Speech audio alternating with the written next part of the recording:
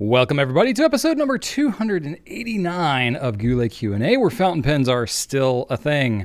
I'm Brian Goulet here from Goulet Pens to share this meticulously slapdash and succinctly rambling video where I take your fountain pen, ink, and paper questions and answer them as only somebody who's devoted an unreasonable amount of their life to fountain pens could. In this episode, I'm going to be talking about the flagship pens behind every brand we carry, using straight edges with fountain pens, recommendations for bright red, green, and purple inks, why Pilot makes softer nibs if you're not supposed to be pressing hard on the nibs anyway, the best grip for long form writing and to avoid getting your hand tired, some recommendations for nice wet orange inks. And I share some of my weekend adventures and a really interesting fact about Abraham Lincoln, because why not? Should be a fun one today. So we'll start it off with some feedback. Our first comment here is from Tony Proctors and many others who said in some form or fashion, hey Brian, the shimmer on the ink resistant paper that I showed, this was last week when I was showing the demonstration of the different papers and how much they're absorbing the ink and all that kind of stuff. The shimmer didn't really show up on the last papers because the shimmer had settled in the bottle as you were dipping the pen.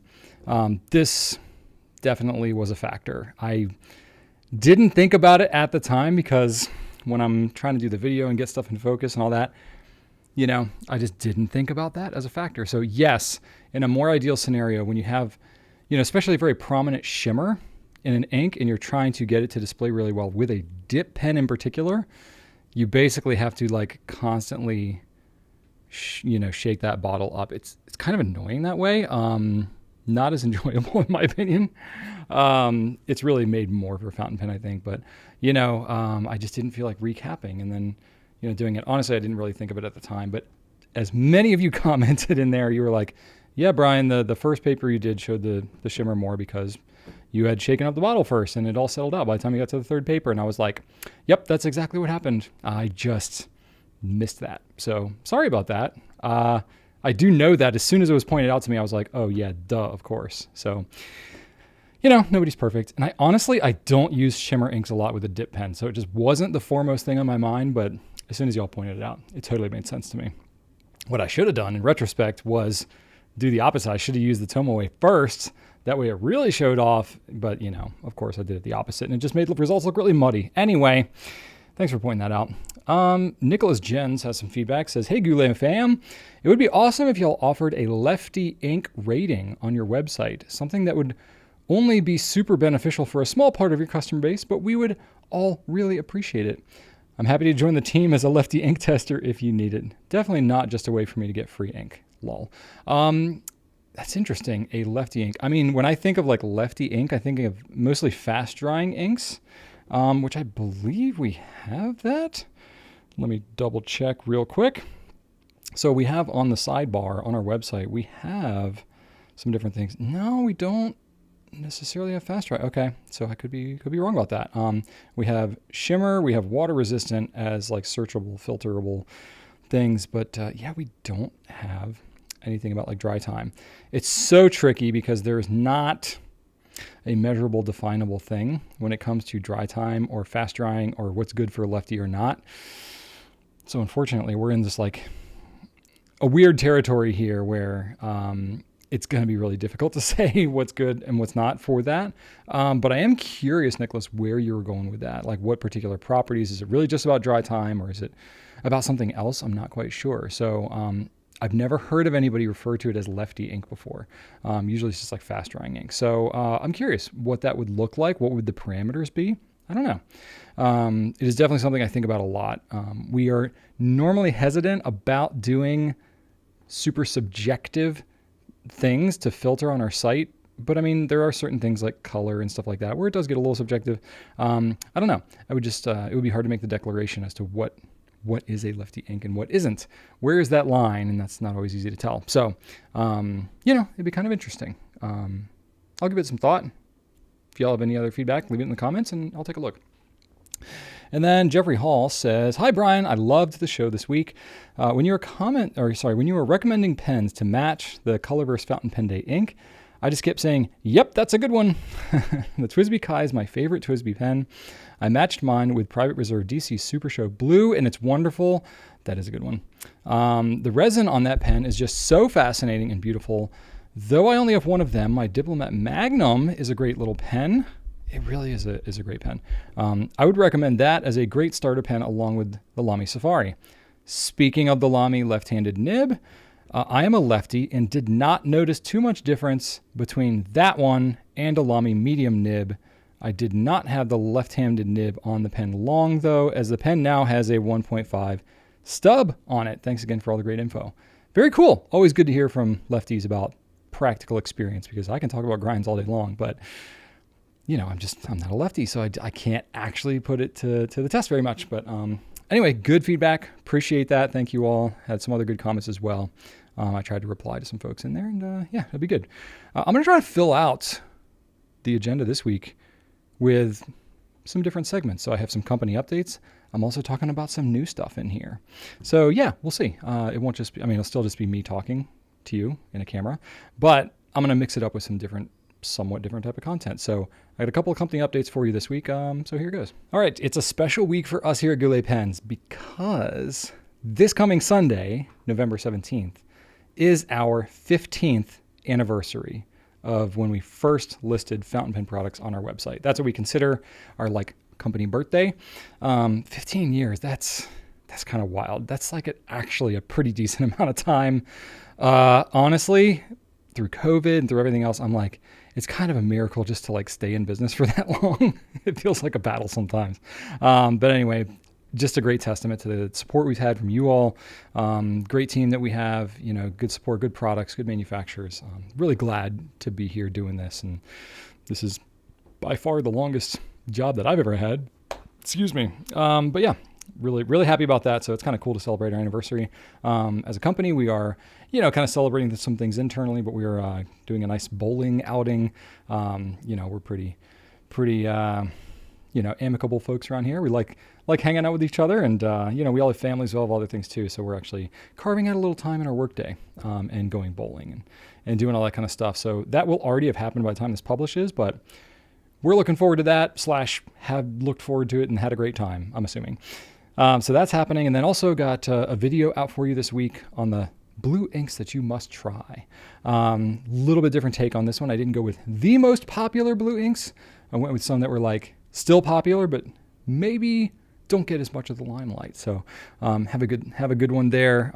Had that video published on a couple days ago, so you can go check that one out too if you like blue inks like me.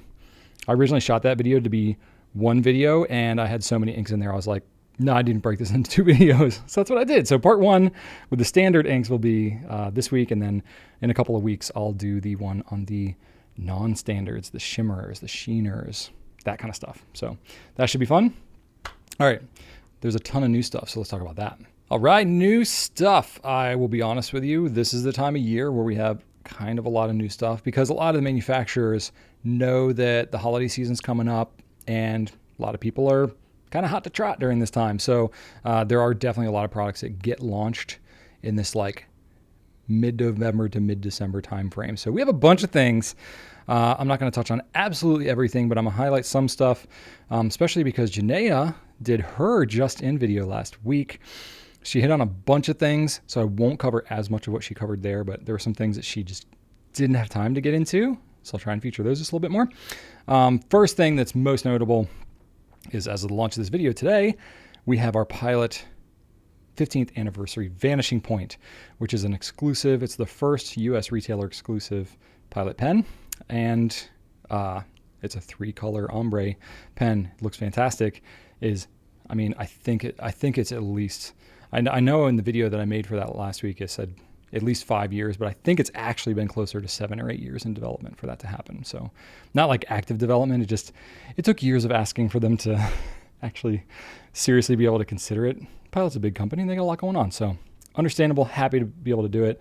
It is expensive. It's $480, not in everybody's price range. I fully get that. I'm sorry. Didn't have a lot of control over that, but 275 pens. By the time this launches, we'll have already launched the pen. And so I have no idea how fast they're selling, but there's a pretty decent amount of interest in it. So if it's something you really want, I would not wait too long because this is all that there is going to be. So you can check that out. We also have a new pen from TWSBI. It's not every day you get a new TWSBI, especially a 580 ALR, which this is the one that's got the little textured grip to it. It's not for everybody. Rachel can't stand these pens just because of the grip, that slightly textured grip. I don't mind it so much, and this color is awesome. I love the Prussian blue. That's a really great color. It's a little bit deeper teal. So this color, the Caribbean with onyx, it's not as deep of a teal as the Prussian blue. So I kind of like this color a little bit better. They're both really good though. But with the onyx trim, that just looks really cool. It's like a gunmetal type, like ruthenium type trim. They call it onyx. They have it in same nibs as they normally do, extra fine through 1.1. It's piston filler, just like they always are. It's a little more. It's $85 for this one, whereas normally the ALRs are more in like the $65, $75 range. But I think it's because you've got the green color plus the trim. I think the trim was a little more work to be able to do it, and so it's a little bit more, but still very reasonably priced for the pen that it is. So definitely go check those out. They're super cool. Esterbrook has a pen called the King of the Night. Truth be told, this was supposed to come in before Halloween because it very much fits that theme, but here it is. So really fun theming, got that like 1950s pop art kind of horror film vibe to it. The pen comes in like this Dracula cape wrap kind of a thing. They did a really good job with the packaging on this one. It's pretty fun. The pen looks beautiful too. It's $315 for this pen, so you can check that out. We got a couple pens from Schaefer. We have a VFM, which is a cool little pen, $26 for this thing. And it's a really solid pen, actually. Very slick looking. The matte black with the blue, it's an ombre. It looks really good. It's like a dark blue.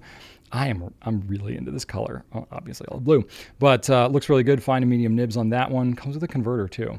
And it's Schaefer normally has their own proprietary converter and cartridge that you have to use.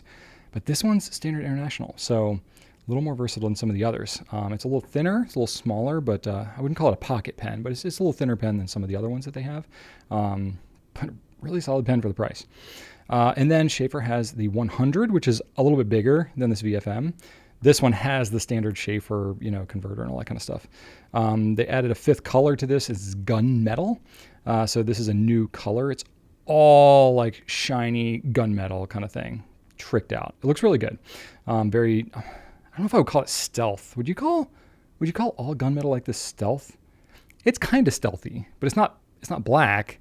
It's like a deep gray. It's like a gunmetal. Yeah, you know what gunmetal is. Anyway, it's all gunmetaled out. Looks really good. $64 for this one. Still very reasonably priced. Find a medium nibs. Go check it out. We have Diamine has some new ink. Diamine is a bunch of different series of ink, and now there's another one. So these are pretty cool. I swabbed these up. They're nice jewel tones, no crazy properties, no extreme, shimmer or anything crazy, no color shifting, any of that kind of stuff. They're just nice conventional inks. They do seem to have some pretty decent shading. So if you're into that, I think these are really good. The depth, the color saturation seems to be good. They have 6 different colors. Rosewood, canal side. Rosewood's a brown, canal side is green. Tariff teal is a teal. Wax seal is red. Port of call is blue, and violet, or the atoll purple is violet. Sorry. Yeah. Atoll purple is violet.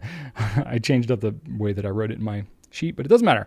$16 for 75 mils of ink in this one, which is like not bad, especially for like, a really nice kind of premium looking ink. And these have special bottles to them. They've not had bottles like these before. The bottles honestly are really impressive. It feels very hefty in my hand. I really dig the bottle, and it looks like a cool shape. I don't know. I'm really into it. The bottle to me, like this is the kind of thing that's like, yeah, this is the kind of thing that I would like leave out, on my desk or something, because it just looks really nice. And then the outer box is different. It looks, looks a little more anniversary edition. So that's kind of cool. Got a other bunch of things that I'm going to kind of like rattle off here. I think if you're interested, you should go check these out in either like the new arrivals section on our site, or there's also a coming soon section. There's going to be a bunch of stuff coming out in the next several weeks.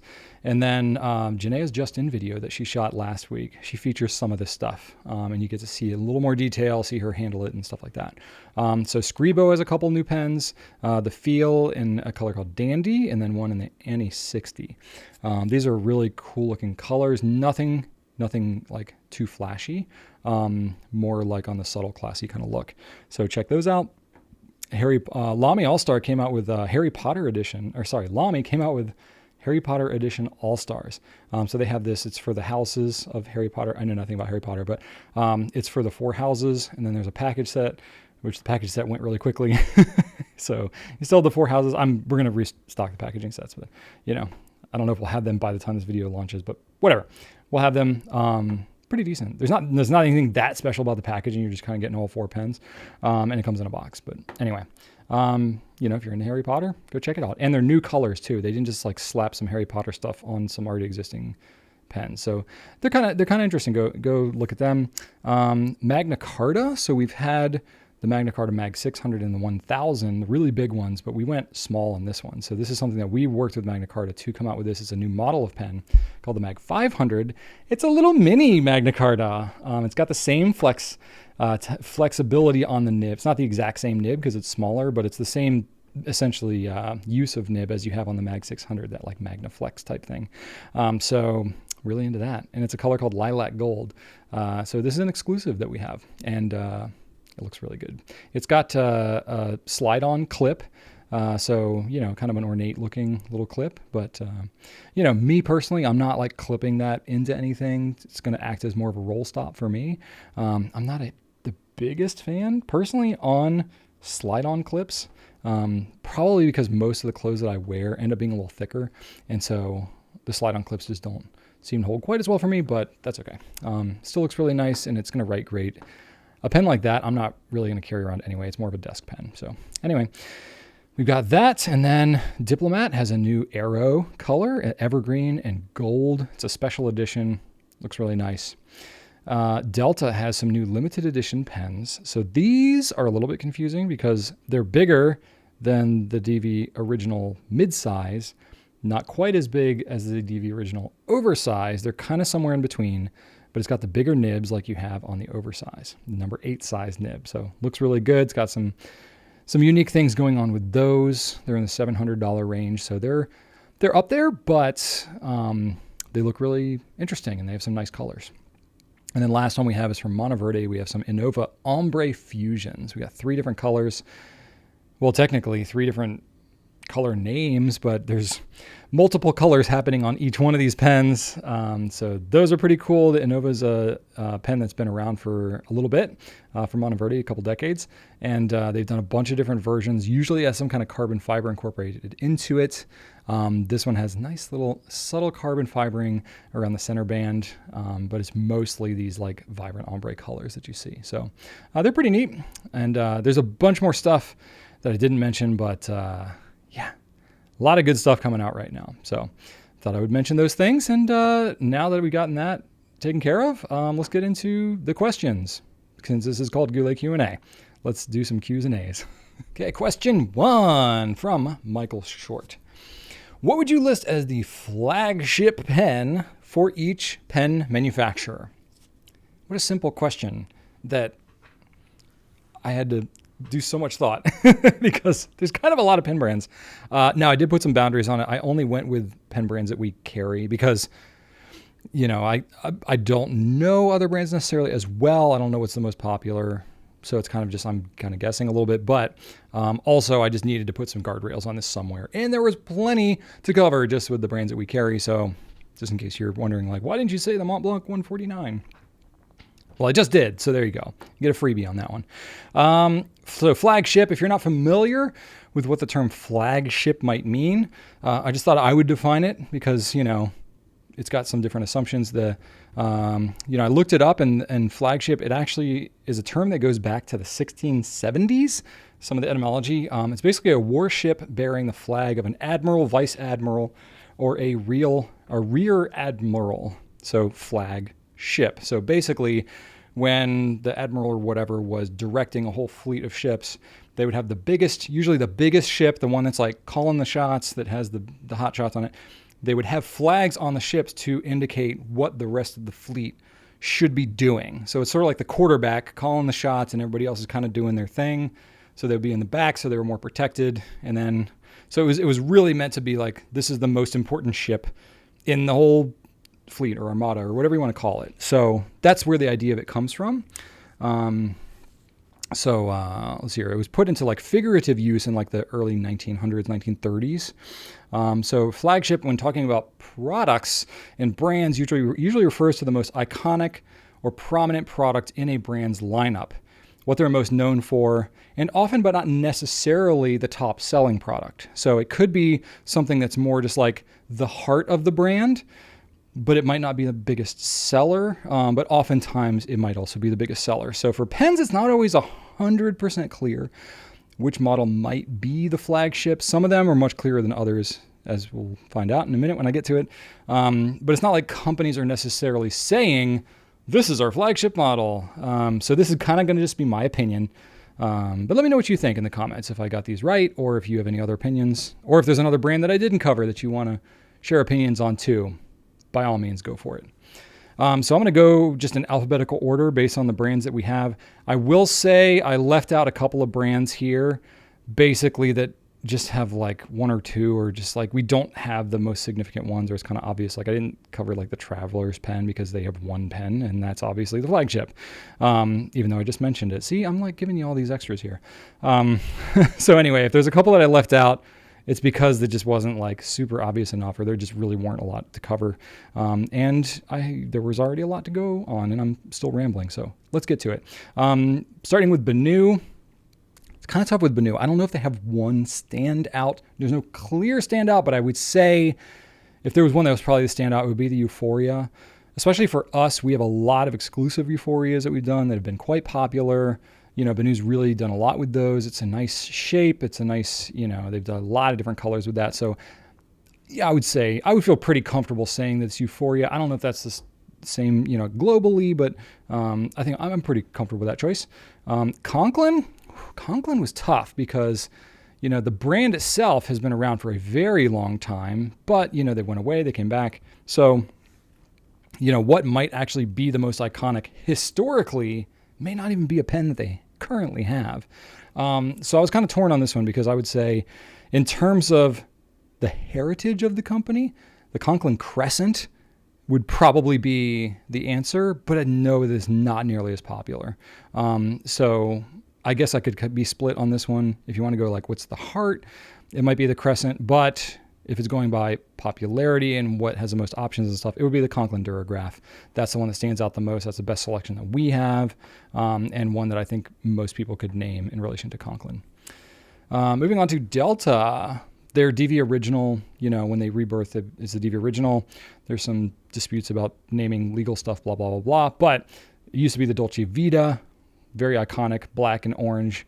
Pretty familiar, pretty iconic to the brand. That would be it. They have different sizes of it, so I guess like the mid-size maybe, but I don't know, the oversized, if you want to go like this is the Armada, the biggest ship in the Armada would be the oversized one, but the DV Original, that would just, that whole vibe. Next one, Diplomat. This one's pretty easy for me. It's the Arrow. It's really distinct. It's got that Zeppelin look. They have a lot of different colors, a lot of different variations to it.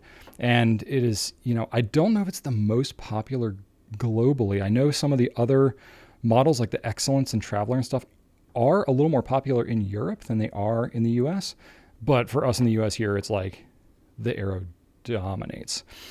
Edison, this was a tough one because they have the, select retailers. It's not huge retailing. We've been with them for a very long time. We have our Premier, which has been popular for us, but it's only available through us. So I don't think I could say that's a flagship. I would say it's probably the Collier in terms of their models that are available to retailers. They do have some custom and some signature lines that you can only get through them custom. So you could probably argue that there's some other model that might be more the flagship for the brand as a whole, but in terms of like what's available more widespread, I would say it's probably the Collier. Esterbrook. Esty, I think it's by far the most popular for us. And just the name, Esterbrook Esty. So that one's pretty easy. Jinhao, this one's tough because I don't know that Jinhao is really, they don't really have a heart and soul so much for their brand. They have a lot of like, very heavily inspired by pens. We don't carry most of their line. I don't even know necessarily what is their full line. It's less of like a cohesive brand. So I would say maybe the X750, but I don't really know. The Shark stands out, but it's really not like iconic. I don't know. I'd be open opinions on that one. The Dragon Pen's pretty wild, but I wouldn't consider that their flagship. So I don't know, X750, I guess. Kaweco. So they have the Sport. I mean, obviously is their most iconic shape. It's what they're really known for. They've got a lot of variants on this one though. So I would say just like the resin kind of classic Sport would be their most iconic, though they've done all sports and brass sports and other things like that. So just Sport in general, but I would go with resin if I was forced to narrow it down more. Lamy. Lamy's got a lot of iconic pens, but the Lamy 2000 has to win for the flagship. It's one of the oldest, and it definitely stands out amongst them. I mean, the Safari and the All-Star, like they're very iconic as well, and they sell a higher volume of those because they're lower priced pens. They're more easily mass produced. But the Lamy 2000 fits more into that like biggest ship in the Armada kind of a thing. So I would go with 2000. Magna Carta, they don't have a lot of models, but of the 3 now that we carry, the Mag 600 I think really just kind of defines, like most people would know that pen by the Mag 600. So that's a fairly new brand. They have a few different models out there, but that one's the first and most iconic. Monograppa. This was a tough one because they have a lot of bespoke, a lot of limited editions. They do have some models, but they do a lot of variants. So I don't know necessarily that there is like one flagship model. I think if I had to go with it, I would say maybe the Extra might be their most iconic, but the one that probably we have sold the most and known the most is the Elmo 01. We've done a bunch of exclusives with that one, so maybe that one I could make an argument for, but it's on their like more affordable end, so I don't know if you would really say that it's flagship. So maybe the Extra in terms of like the whole brand, but I'm not the most authoritative one on that one probably. So just take that for a grain of salt. Monteverde, I think this one's tough too because they've done a ton of different models over the years. But I think the Invincia is probably their most iconic.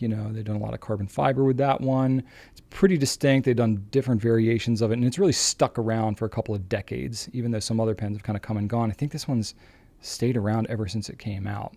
And for any pen to last multiple decades like that is pretty amazing within any brand. So I would say the Invincia probably. Namiki. This one was tough because there's some good ones, but there's not a ton of different models, but I think we have to go with the Emperor, right? Like it's huge. It's got the biggest nib, and it's just a big pen for a large canvas for that artwork. So I can stand behind the Emperor, even though it's, much more expensive. It's got really a lot of the nicest limited editions are on the Emperor model. Noodlers, there's a few different ones. Noodlers is kind of, iconic with all their models because they're pretty unique, but I would probably say that Ahab might be the flagship. I don't know. The Triple Tail is pretty popular. That is well known, but there's not a lot of variants of it. There's a ton of variants of the Ahab. It was one of the earliest pens they came out with. And I think I could stand behind the Ahab as my choice. Opus 88, the Demonstrator, the big clear one. That one by far for us has outsold everything else that they've ever tried to make. So that's what I would say there. Pelican. Pelican was tough. I would say probably the M1000 because it kind of falls like in like Namiki. It's like, well, the biggest one, it's the most iconic maybe, but everything in the Pelican Souverain line is kind of similar. They're just like really different sizes, and there's some small differences between them.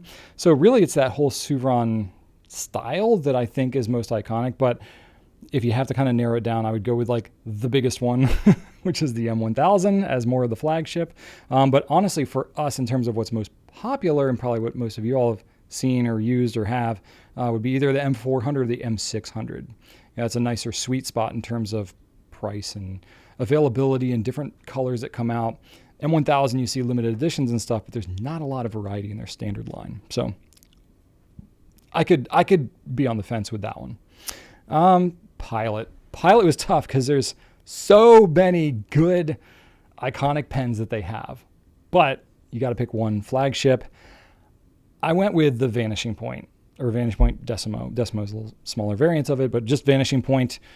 It's just such an iconic pen, such a distinct design, distinct pen for that brand that yes, there are more expensive pens. There are other ones that are nicer.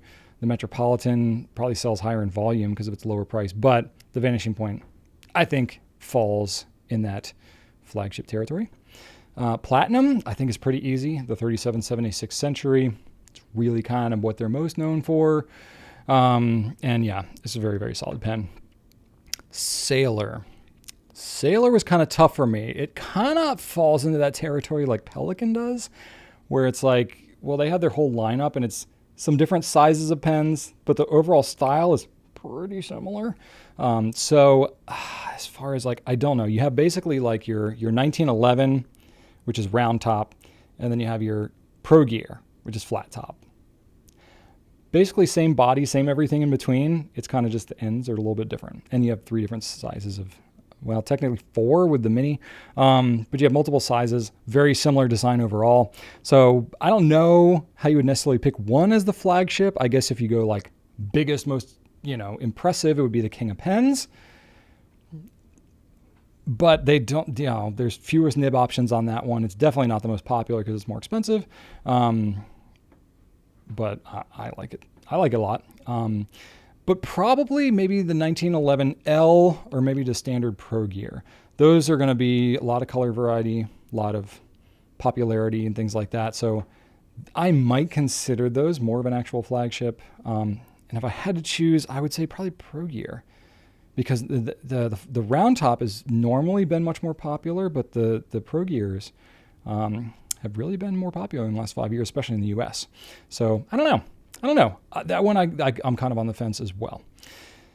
Schaefer is interesting because it's another one, kind of like Conklin's, been around for such a long time, but they don't have currently most of the pens that I think were most iconic for them. Vintage ones, you have like the PFM and the Heritage, I think, and the Targa and some other things like that. They don't have most of those now. Now it's basically like the VFM, 100, 300, Cigaris, I think, an Icon, a couple others, but they're all in kind of a similar price range, not drastically different from each other. So maybe the 300 is currently the flagship, but I don't know. Sailor doesn't have like one strong flagship right now. SU DuPont, the Line D, that one's pretty straightforward. Tachia's had a few different pens, some in like the very affordable, some in the very like Namiki type range. So I would say the Tachia Empress, that one is going to be kind of like a Namiki Emperor. Like it's about that size and it's the most iconic, the most elaborate, for all the Makie work. So I would go Tachia Empress. TWSBI. Okay. TWSBI, can be debated, but I would say it's the 580, there's different variants of the 580, but it's that diamond shape on the barrel, it was the original model. They had the 530 technically, and then 540, and then 580. But of their current pens, the 580 is the longest standing. The Eco probably gives it a run for its money in terms of volume. So I think that could make a pretty strong argument as well. But I think the 580 is a little more iconic in terms of, that TWSBI design and its history and stuff like that. So I would go 580. Visconti, I think this one's a no-brainer. The Homo sapiens. Definitely the pen that most people know that for, and they have tons of variants of it. It's what most people are going for with the Visconti, so that one is pretty easy to me.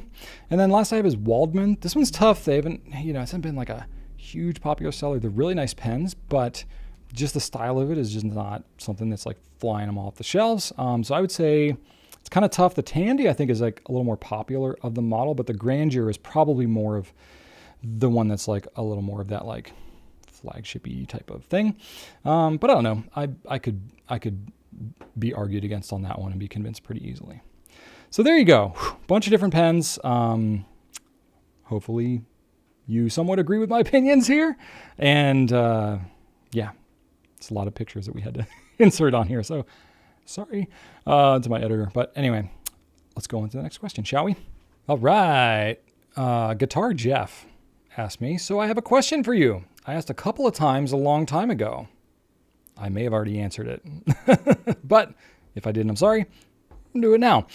What would you use with fountain pens to guide the pen to draw straight lines or curved lines? For example, Goulet Pens has a brass protractor for sale on the site. This would be the Galen brass protractor. Would you use that to guide a fountain pen nib? If not, plastic ones? All nibs, steel and gold. Sometimes while journaling, I want to draw a divider or maybe plot a small graph that I can go back to over time and fill out. So I was hoping to be able to pull out my phone, show you the brass protractor. We don't have it in stock. I think we've had a very difficult time keeping that in stock. Galen's had a lot of disruption since COVID hit and still hasn't kind of gotten back on their feet with most of their products. So I don't know the last time we had one of those brass protractors in stock, but it doesn't matter because I would probably not recommend. I read through all the reviews that we have on there. No one mentioned using it with a fountain pen. It doesn't seem like that's probably how most people are using it. I would not recommend using a brass or really any metal protractor or ruler with a fountain pen that you care about. Not that it probably can't take it, because the hardness, like say you have a stainless steel nib, brass is a little bit softer than stainless steel. So you'd probably be okay. It's not like it's going to ruin it right away, but if you're doing it repeatedly, it's not going to be good for it. Especially because I don't know how smooth the brass is, again, because I don't have one of these protractors.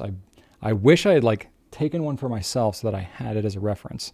But I never did. And we just have had such bad stock issues. But, still any type of straight edge like that, if it's not really, really smooth on the edge and it's like any kind of jaggedness whatsoever, it's going to act like a file. So just rubbing that nib up against it, it's just not going to be great. I would definitely go more the route of plastic or wood or some other kind of composite if you're going to be using it with a fountain pen. That's just my opinion. Or maybe if you're just doing it for certain lines, stuff like that, maybe just don't use a fountain pen at all for those particular instances. I think there's other types of markers that are more for like drawing and art, architecture, like that type of stuff. Those might be better for like the straight lines and all that kind of stuff. Of course, if you're doing it every now and then, I think you can have a plastic ruler and draw straight edge with a fountain pen. It's no big deal. But still, fountain pens aren't made to be like pressed up against some kind of friction surface, right? So just be really cautious as you're doing that, and don't bear down like really hard on it. That's the tendency, I think, when you're using any kind of a straight edge or whatever, is you want to keep to that edge, so you're more likely like press into it. So it's more pressure, it's more friction than you would have just in normal writing. So do it at your own risk, sort of a thing. I would not use a gold nib, especially with a metal ruler or protractor. Gold is going to be softer than any other metal that you're going to use as a straight edge. So there you would probably see some damage pretty quick. Plus, if you're like pressing hard into it or whatever, or you're doing something that's easy to slip, it's easy to, have some kind of unintentional thing that could damage the nib or whatever. I would stay away from that personally, but it's really up to you. You can do whatever you want. So yeah, I would stick to, for curves, I would get, I don't know what they're called, but you can get them from like any like art supply store. They're like, I think they're called French curves. They have different shapes and stuff like that. They're basically like these particular shapes that give you essentially any kind of, curve radius that you would likely use for drawing. And they make those in plastic. I actually have a set that I am recalling in my mind that I had from when I was in high school. Those would work really well. And then just a normal ruler, you can find plastic and stuff like that everywhere. So those are going to be pretty easy to come by. That's what I would stick with. Yeah, the brass one is more of a novelty sort of a thing. Cool. It just has like an old world kind of a factor to it, but not the most practical for a fountain pen, in my opinion. All right, that's all I got for that. Okay, Paul McHugh, 1430 says, do you have any recommendations for bright inks? Not sheening or shimmering inks, but just bright. An example would be Diamine Onyx Black. I'm glad you said that one, because I would not normally associate a black with being bright, but then you explain on further. On paper, the ink pops on the page. I've been looking for a red, green, and purple. My mixture mentioned above is the right shade, but is flat on the page. So I'm going to answer this with some bright colors. I don't know if I'm going to be using the same definition of bright as you are, Paul. Maybe you mean like highest contrasting or something like that. I went with bright in terms of like visually lightness, like highest vibrancy of color. I apologize if I'm just way off the mark on that one, but either way, I'm going to give you my answers here. So I took each of those colors, red, green, and purple. There's some really good options. There's a lot of greens and a lot of purples that I could have said. I had to just kind of cut it off at some point. So I'll start off with the reds. Diamine Wild Strawberry. Nice, solid red. A little bit on the lighter side, maybe. Nice bright red. Same with Diamine Poppy Red. Poppy is a little bit darker than Wild Strawberry, but both are very vibrant reds. Diamine Matador. This one goes a little bit darker, but this is like actually probably my favorite go-to red ink because it is so distinct. It is so kind of contrasty. You still see that red color, but it's not as like not as vibrant, I guess, but it's a deeper, darker red, but not so dark like an ox blood or rider's blood or something like that. And then Noodler's Cardinal Kestrel. This one's a pretty vibrant red as well. So I think any of these would be a pretty good option for you. There's probably others that you could go with, but I would stand behind these. And then for greens, so the really vibrant ones, I'm going to start more on like the wow, really pop your eyes. Some of these greens might not fit your definition though, again, because I'm not totally sure since you threw me off with a bright black. But start out with some ones that are like more on the yellowy, brighter, vibrant, and then ones that go kind of darker, more of like a kind of a spearmint color. So starting out with Diamine Apple Glory. This one's pretty bright. So if you're looking for a really loud green, loud is how I would describe it. You got Apple Glory. Looks kind of like an apple Jolly Rancher kind of color.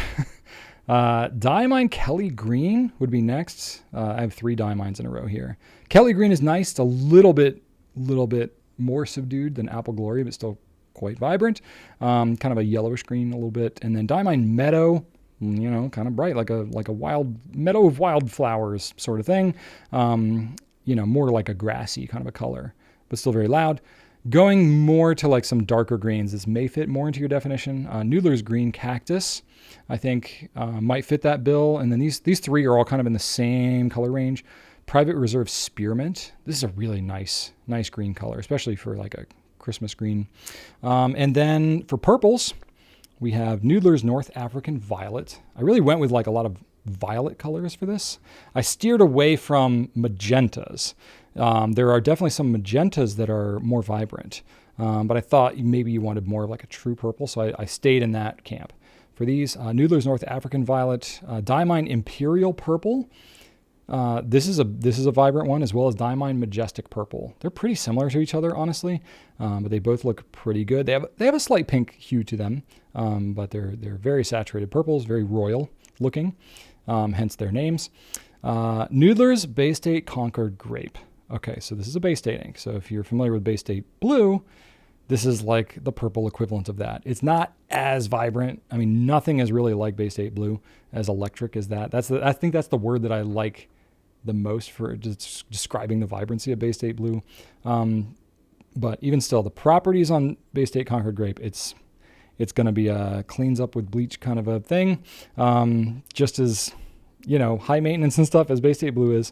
But if you're into a very vibrant purple, Concord Grape might be for you. Private Reserve Tanzanite. This is a little bit darker purple, but very vibrant, would look very distinct from anything else on the page. And then these ones are going to lean a little bit more pink, but Diatramentis Lilac and Diatramentis Purple Violet. Rachel really likes these colors, but they do lean a little bit more on the magenta side. So I threw those in there just because I wasn't quite sure, just in case you wanted to go that route. Had some options there, but anyway, hopefully those are some helpful recommendations to you. There's no crazy properties really with any of these inks. You wanted pretty much straight lace, just bright, vibrant colors. So yeah, I think you'll get that with all these. Okay, moving along, back to a pen question here. Shurivan says, got a question. One that may be asked to Pilot directly. I've acquired Pilot Gold nibs across eras, and Pilot's been around for a while, and they've had a ton of different nibs. In the line that they produce seem to write highly dependent or affected on /by pressure, aka can be very inconsistent if I'm writing very lightly.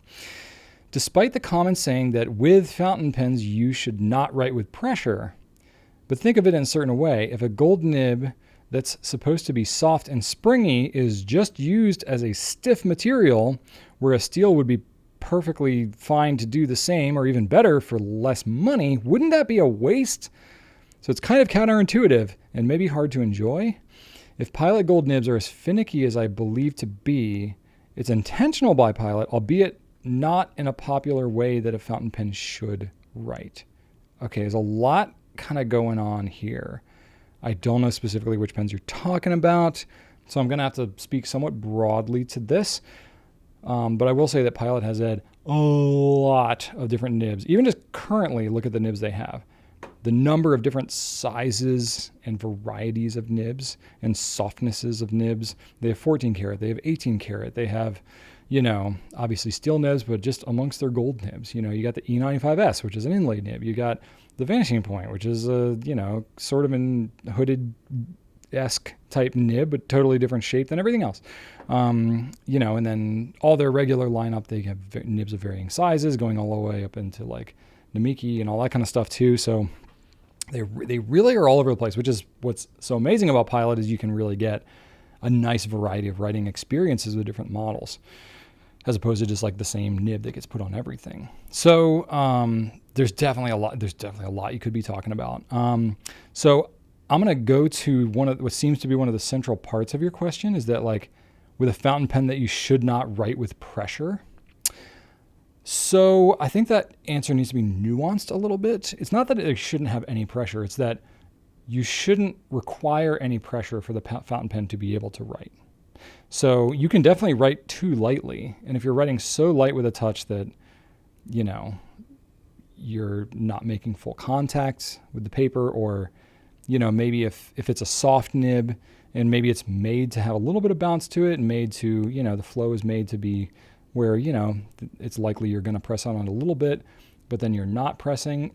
I could see maybe some circumstances where that might seem inconsistent, but basically I think this adage, I don't know exactly where you're getting this expression from. The way I always describe it is that, a properly tuned fountain pen, shouldn't require additional writing pressure to get the ink to come out of the pen. It should just be able to more or less go under its own weight and be able to write. That's the capillary action of just the ink making contact with the paper. As long as you're keeping that nib consistently making contact with the paper, the ink should be able to flow. You shouldn't have to force it by pressing on it. And I think, that adage is kind of there because most people who aren't familiar with fountain pens and are using roller balls and ballpoints and pencils are used to bearing down more kind of by default with their writing instruments. That is not necessarily good with a fountain pen, especially if it's a gold nib, especially if it's a softer gold nib. So I think maybe some of that adage is like a bit of an overcorrection. It's not that you shouldn't ever write with any pressure, but it's that you should be conscious of the pressure that you're writing with. And I think, most people, if you're writing with fountain pens of varying types and steel nibs and gold nibs and flex nibs and these various things, there's going to be a kind of a fine point of pressure that you're going to need to adjust to depending on which nib that you're using. So I definitely wouldn't say that Pilot has finicky nibs. They're actually some of the best and most consistent nibs ever made within the era of fountain pens, in my opinion. Not to say that like there aren't going to be some duds out there, but I haven't really found many duds when it comes to Pilot, even with vintage stuff or whatever. Now, if it's a used pen and it's vintage, who knows how it was used or tuned or whatever. That could be anybody's guess, but all the Pilots I've seen coming from Pilot's factory is amazingly consistent and amazingly reliable. So I definitely wouldn't say that this is a problem with Pilot, but I would say that there's definitely nuance and adjustment to the way that you write depending on which nib that you're using, some of which may require more pressure than you're giving it. Also, the ink could be a factor, the paper could be a factor. So, if you're using a really, really, really fine, like extra fine nib, not giving a lot of pressure, and you have kind of a dry ink and you have a paper that's, not behaving as well, to, yeah, you could have some kind of starting issues and skipping issues, maybe. I still see that less with Pilot than other brands, but it's very, very possible you could see that. But I think don't be afraid to give it a little bit of pressure, especially if it's a softer nib, not pressure like all around, but a little bit of pressure on the downstroke, as you're kind of in a pull motion. It's not really going to hurt the pen as long as you're not over flexing those tines to the point where they can't spring back. It'll be, I would say it'd be pretty evident when you're doing that, but if it's people that are newer to fountain pens, it may not be evident. So I would say it's always better to give a lighter touch than you think you might need, especially if you're not sure how heavy you're going. But once you use fountain pens for a while, you'll get comfortable with giving a little more pressure and knowing the limits of the nibs as you use them. So I would say that it's something that don't be afraid to give a little bit of pressure, but more people are not thinking about that and then are just mashing the nibs down and then can ruin some things. And if you are using a softer nib that has been a little mashed down, then you would be more inclined to have some finicky writing and stuff like that, because it may have been, kind of abused or mistreated or overflexed or something like that in the past. And that could be a factor as well. So, I wouldn't say that the Pilot nibs are finicky or inconsistent or hard to work with. They have a lot of variety. They have a lot of different nibs, a lot of different, things going on. It's just going to take overall a lighter touch than with standard ballpoints and rollerballs, pencils, stuff like that. But it's a good chance to practice with different types of nibs. I would put this in the same kind of, this adage kind of goes in the same realm as like pen manufacturers recommending to only use their brand of ink in their pens. It's like, okay, for the general population, as a cover your butt warranty kind of thing, of course the manufacturer is going to say that because they don't know what else you could be putting in your pen. So they would recommend their stuff because at least then it's controlled. Or it's like, an automotive company that says to use the factory, OEM parts when you're replacing stuff on the car, because that's controllable. They know the variables there. If you're using aftermarket stuff and just kind of going rogue, they can't control that quite as much, and you don't necessarily know as much what's in there and all that kind of stuff. So what does that have to do with the nibs? I would say that it has to do with like using a lightest touch possible, kind of fits into that. It's a good general rule, but if you know what you're doing, you can definitely deviate from that with a decent amount of confidence. When placing a fountain pen in your hand, you'll want to hold the grip of the pen with your fingers and rest the body of the pen in the crook or web between your thumb and index finger. Fun fact, this area is also called the perlicue if you want to impress your friends and sound really smart. You don't want your fingers to touch the nib itself unless you love the look of inky fingers. So grab onto the grip in whatever place feels most comfortable to you above the nib. Most people will hold their pens with a 3-fingered grip using the thumb, index, and middle finger. Some people use a 4-finger grip or some other modification, which for me doesn't work because my fingers are too large, but basically you can hold it however you feel comfortable. The idea is that the pen is resting mostly on your middle finger, with your thumb and pointer finger acting like tweezers for making very precise movements as you grip the pen. You don't want to feel like you're having to grip the pen tightly with some sort of death grip. It should be firmly in place, but with only enough grip strength to control the pen. The harder you grip your pen, the more you'll fatigue your hand, and you'll run into cramping issues as you write. Just relax. The major benefit of a fountain pen is that the ink flows easily, so you may have to actually untrain yourself from firm grips that you've gotten used to with other types of pens. Fountain pens in general are also thicker than most other types of pens, so it makes it a little easier to grip and control your pen with less effort. It's also good to keep in mind that as you're writing, you don't have to bear down and put pressure on the nib into the paper like you might with maybe some other types of pens. The pen should basically write under its own weight, so all you're trying to do is control that movement across the page. It's also important to pay attention to the rotation of the pen in your hand, keeping it from rolling too much left or right, or you could run into some ink flow issues. Most newer people to fountain pens don't even realize that they rotate the pen in their hands, since it doesn't really matter if you do this with any other style of writing instrument. So just make sure to check yourself with that, especially if you're having flow issues. Once you feel like you have a relaxed and comfortable position of the pen in your hand, take note of the pen angle in relation to the writing surface.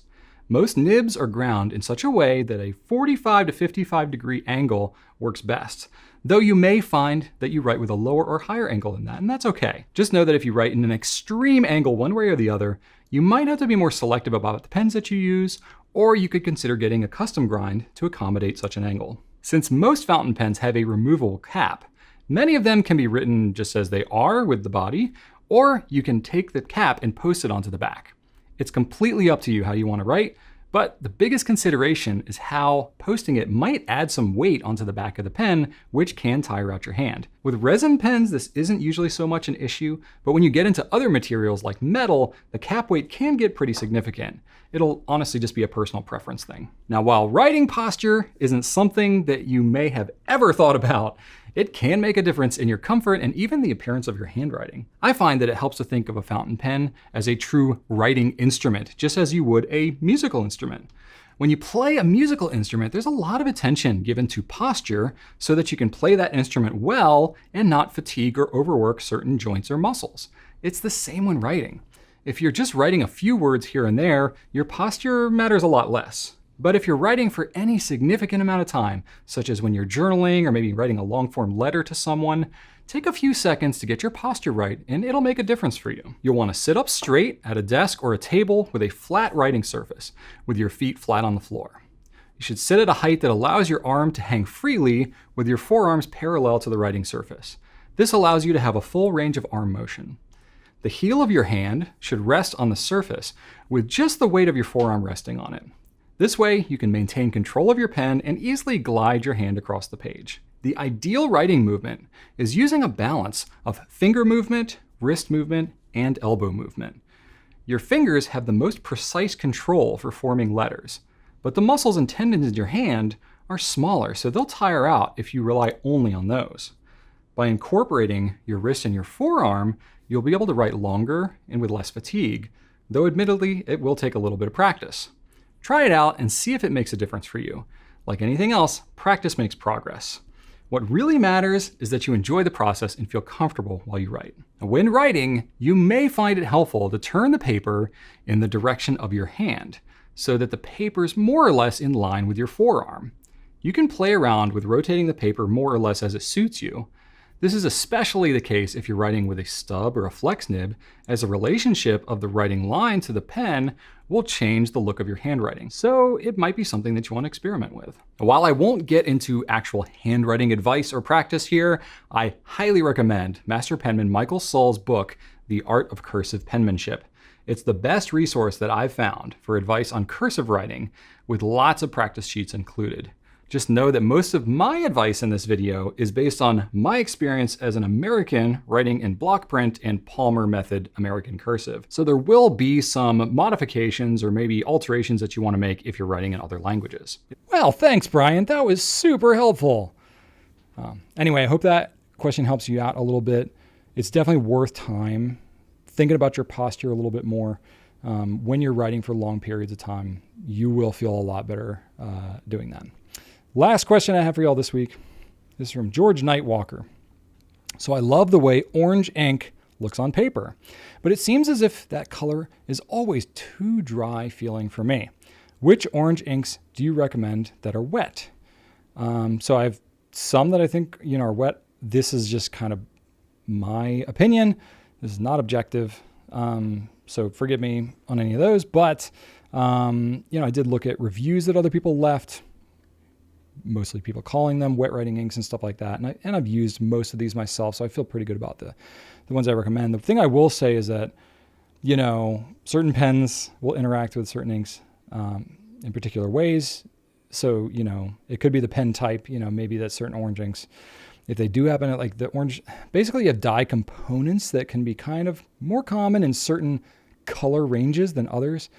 And some of those dyes are going to behave differently. Some of them may be drier. Some of them may be less lubricated and stuff like that. Ink makers try to, mix these dyes and they're trying to mix for color. They're trying to mix for property. They use surfactants and other things like that to help with various aspects of the flow and all that. But, it's going to be kind of hit or miss from one color to another, one brand to another. So, I can't say as a general rule, like orange inks are going to be drier.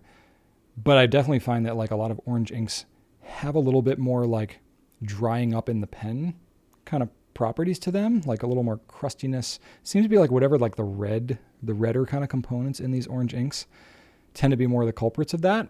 I don't know. But some of the ones that I've had a better success with are Pilot Iroshizuku Yuyake.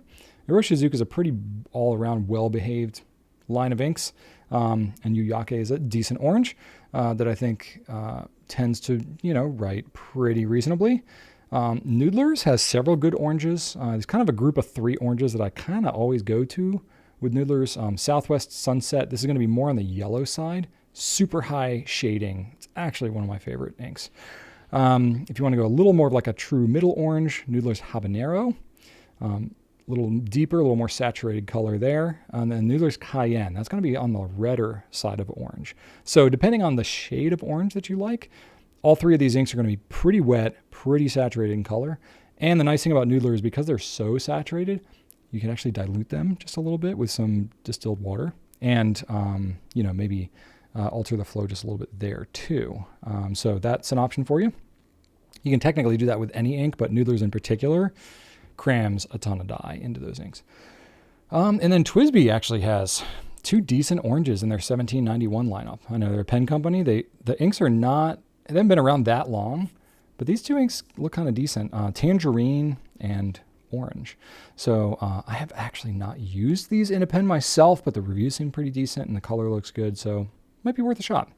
And the last I have is Jacques Bond. They have a number of good colors. Theirs all tend to flow pretty well across the board, but Jacques Bond Orange Soleil, I think it's a nice bright orange, and I think it might be a decent one to try as well. So maybe try some samples of some of these, see which ones you like best. But in general, maybe go to a slightly larger nib size than you would typically use, and it won't dry, kind of quite as much. But anyway, that's what I got for y'all. Those are the questions for the week. I got a couple adventures, and then I've got a fun fact for you at the end, and then we'll wrap this thing up.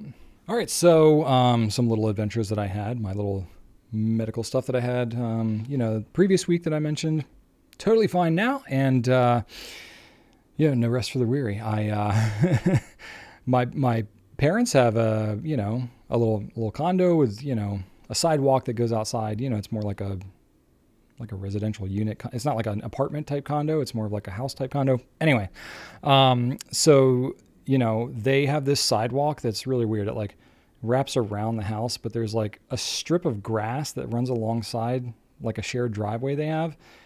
And there's like a couple of feet of grass that goes all the way up there. So it's like when they need to cut over to go to their mailbox, they would have to like walk all the way down, all the way around. No one's doing that. And anybody who visits them, it's this weird layout they have. So what I'm getting at here is they really they have like some stepping stones that go across the grass, to just cut across from the driveway to the sidewalk. Well, the stepping stones were too small and the grass was growing over it all kind of constantly. And it's part of a condo. So there's like maintenance that happens outside that's part of like contracted through the whatever. It's not like purely their thing.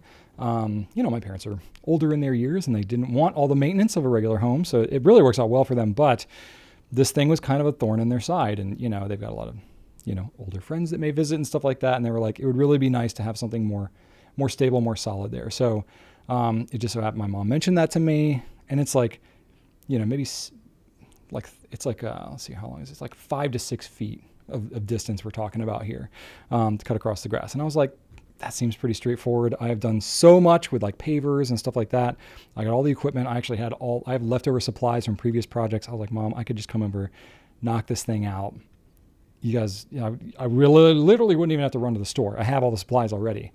I had some leftover pavers from my own project. So I was like, let me just do that for you guys. The weather's been great. So I went over and started that. Everything started out pretty good, but oh my gosh, the clay that I had to dig through, it was so rock hard. I mean, I've dug through some pretty hard stuff before, but this was like nothing I'd seen before. I mean, we haven't had a ton of rain around here recently, but still, I just don't know if that particular area gets much rain at all. Just like where it happens to be with the drainage and stuff like that, it must just like never get rain in that area. It was to the point where I was like, I was having to use one of these like little chipper hammer type things. And it was taking me hours to be able to, I was literally like chipping away like it was rock, to the point where like I had to go and get a rotary hammer. Like I have a rotary hammer because at times I've needed to drill through cement and things like that, running pipes through foundations and stuff like that.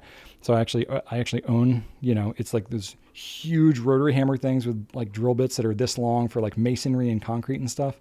I have, there's a setting on those things where you can, have it, rotate like a drill, and it's like a hammer drill. So it's like when you're trying to drill through masonry and stuff, it's super hard, but as the bit spins and it's hammering at the same time, that's what helps you really, like, it cuts through like butter. So when you need a tool like that, nothing else will suffice. Any of you who've worked on trying to drill through masonry before, you know.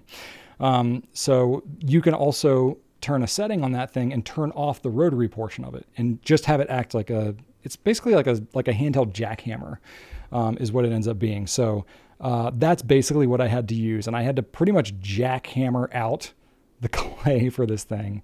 So it was like a 15, 16 square foot area.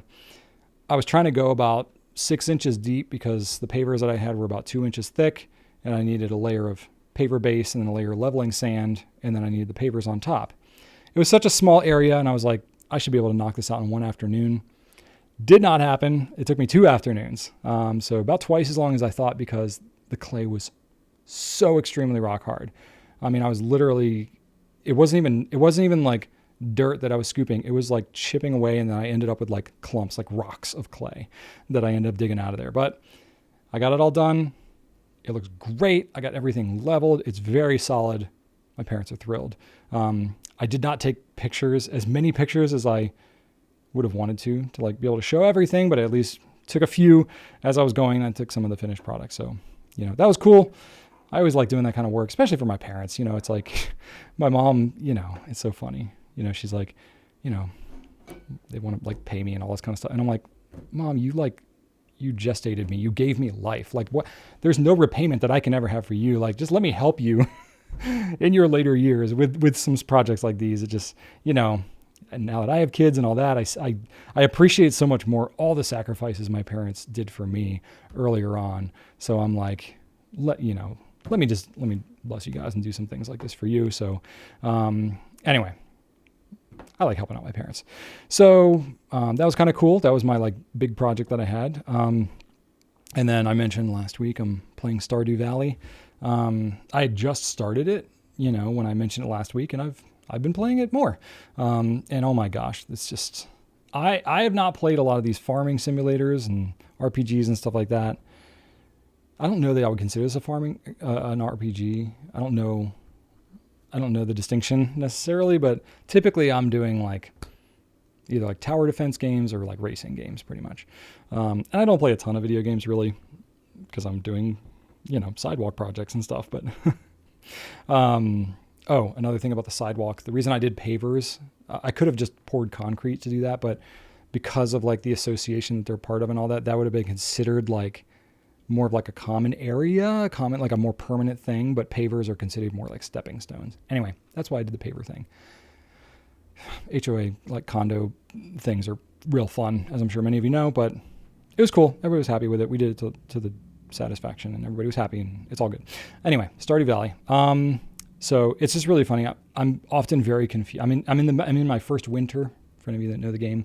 But I'm often quite confused and very lost with this game, which I think is part of it. They just don't give a lot of instruction.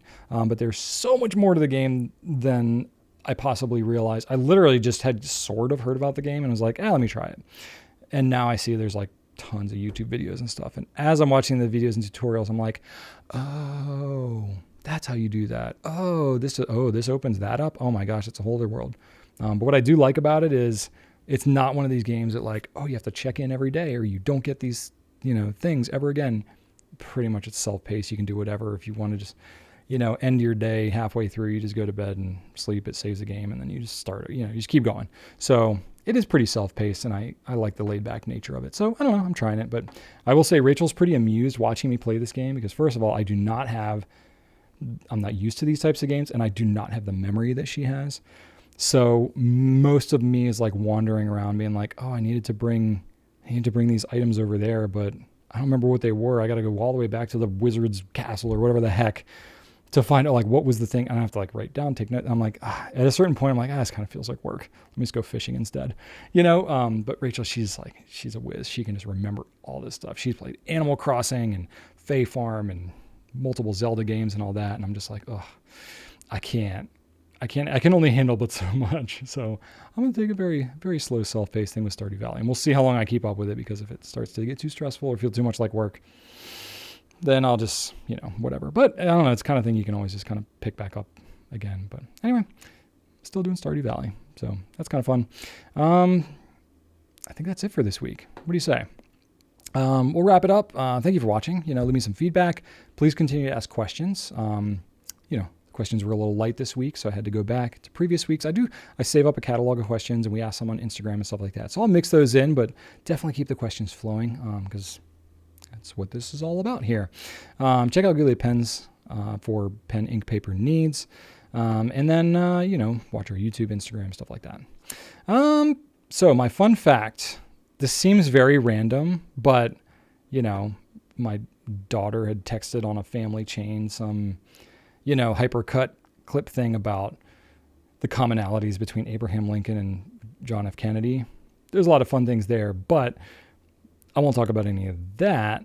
But it made me think about something that I had heard about a while ago that I wanted to share with you all that is pretty interesting. So if you haven't heard about it. So around a year before our 16th president, Abraham Lincoln, was assassinated, his son, Robert Todd Lincoln, this is his oldest son, all of his other kids didn't make it.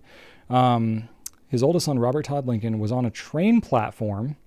The conductor was basically like in the train car, and everybody else was like outside the train, kind of like, clamoring to get these tickets or whatever. It was apparently very popular, like kind of a mob of sorts. It was like overbooked, very excited crowd. The train was resting at the platform, so it was like parked or whatever. But I guess there were so many people kind of pushing, at the train, kind of trying to get into the door, that they actually kind of moved the train a little bit. And Robert Todd was pressed up kind of against the train. And when everybody moved the train, it kind of twisted his body because he was up against the train, twisted his body, and he lost his footing. And he slipped down in between the platform. There's like a little bit of space in between the platform and the train car. Not a good spot to be in with a mob that's right there. So basically he could have been maimed or even killed had he not been rescued. So what happened, as he was like kind of falling down in there, he was not able to get out. His legs were kind of pinned. Somebody, a stranger, grabbed him by his collar, yanked him back up to safety. And he basically was like, oh my gosh, this guy saved my life. Well, the guy who, nobody knew that was Abraham Lincoln's son, because he wasn't as a recognizable figure. It wasn't like with social media and stuff, like people just didn't know. But the guy that ended up grabbing him was, what's his name? Edwin Booth, John Wilkes Booth's older brother, happened to be the guy. So Edwin Booth was a famous actor. He was actually like a very successful actor. John Wilkes Booth was not very successful, kind of outshined by his brother. His brother was also a unionist. So they kind of clashed with each other, didn't really get along. But Edwin Booth was like a very famous actor, very beloved at the time. He's the one that grabbed Abraham Lincoln's son. So the older brother of the guy who assassinated Abraham Lincoln had actually saved Abraham Lincoln's son's life, essentially. That's such a crazy story. And this all happened before the assassination too. But what's also kind of interesting is the guy that Edwin Booth was traveling with was John T. Ford, who was the owner of Ford's Theater, where Abraham Lincoln was shot. Isn't that wild? Just the coincidences and stuff like that. This is pretty wild. So I thought that was kind of interesting, a neat little fun fact if y'all hadn't known about that. Just kind of there. So Edwin Booth, pretty decent guy. Brother, not so much. Kind of a douche. But anyway, not kind of. Total douche. He killed the president. Anyway, wow. Obviously he's a bad guy. Anyway, hope you all have a wonderful week. I'll see you on the next one, I guess. Thanks for watching, and right on.